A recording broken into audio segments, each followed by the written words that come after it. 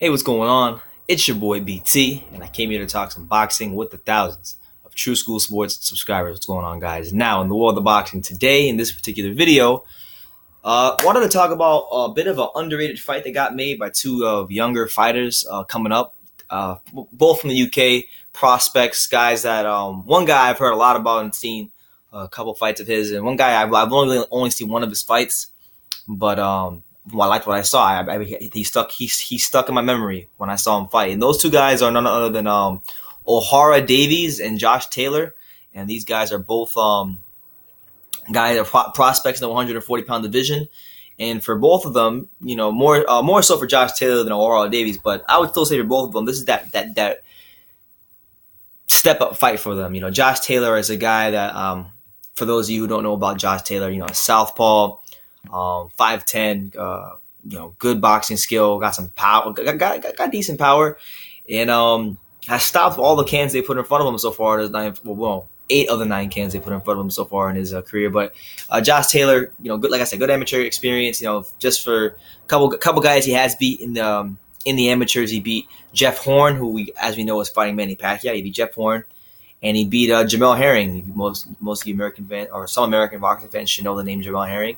But what I saw from Josh Taylor, I think he fought. I'm gonna say he fought on the DeGale undercard, but let me make sure that I'm correct in what I'm saying. He fought earlier this year, but fought on. Yeah, he fought. I can't remember. Yeah, March 20. No, he fought on the Bellew Hay undercard. Oh no, that was March. Nah, I think it was DeGale. I don't remember which card it was. I'm pretty sure it was DeGale Jack because it was January 28th. I think he fought a guy by the name of Alfonso Olvera, and that was he fought on the DeGale Jack undercard. That's when I first heard about Josh Taylor. And Josh Taylor, from what I saw, was just had good skills, good fundamentals, can punch a little bit.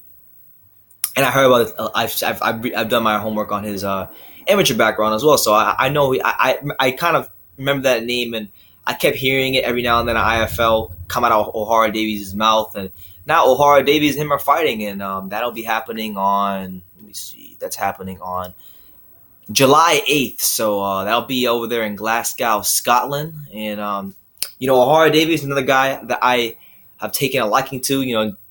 Forget his fighting for a second. The way he just dealt with Floyd Mayweather when he went up to him and he pretty much told him as a man, like, look, I don't like what you said.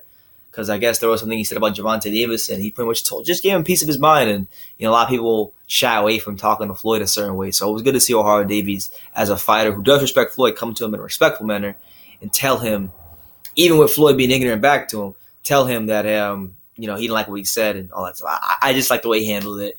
And then I did see him fight. And I heard his name even before I saw him fight. But the first time I really saw him fight was on the Bellew Hay undercard, and he had fought Derry Matthews. Good step up fight for him, and he had gotten Derry Matthews out there with relative ease. But this is the fight for him where he's fighting someone that's young, that's hungry just like him, undefeated just like him.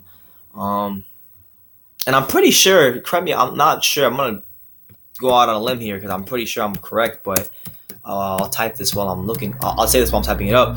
I'm pretty sure Ohara Davies didn't really have much of an amateur career, and he alluded to the fact that I think he didn't have, I think he had 10 or 15 amateur fights. The dude had little to no amateur experience, and he just come to boxing, and he looks like he has a lot of. He looks like the opposite. He looks like he does have amateur experience, and if you go on his box rec, there really isn't much there that tells you about his amateur experience. So I'm pretty sure he didn't have a whole lot of.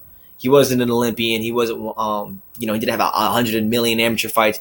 He kind of just had a couple fights and learned of the job. And from what I've seen so far, Ohara Davies, solid fighter.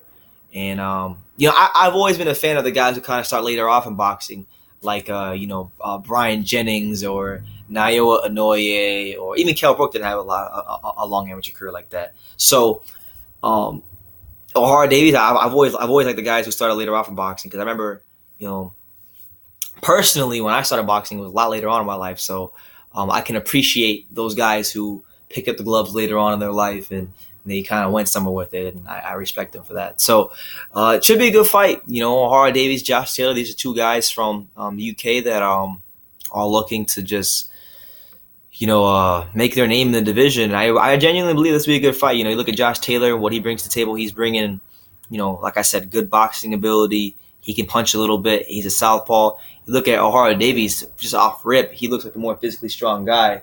And all I've seen from Ohara Davies in the last fight I saw was just, you know, understanding of, like, he, to me, for someone who doesn't have a lot of amateur experience, when he fought Derry Matthews, and I have to still go dive into more of his other fights, and I'll be watching this one when it happens. But for Ohara Davies, for a guy who doesn't have that much amateur experience, he looked like a guy that was very well schooled and had a good understanding of distance and timing. So I got to watch more before I make a better assessment of his skill set. But this is a good fight, so check that out. July 8th, it is official. Ohara Davies versus Josh Taylor, two of the upcoming prospects in the 140-pound division over there across the pond.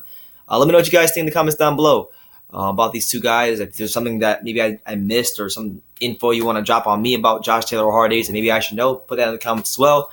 Take the time to subscribe, and you can love me or you can hate me, but I'm just a kid from Daniel. So until next time, take care, guys.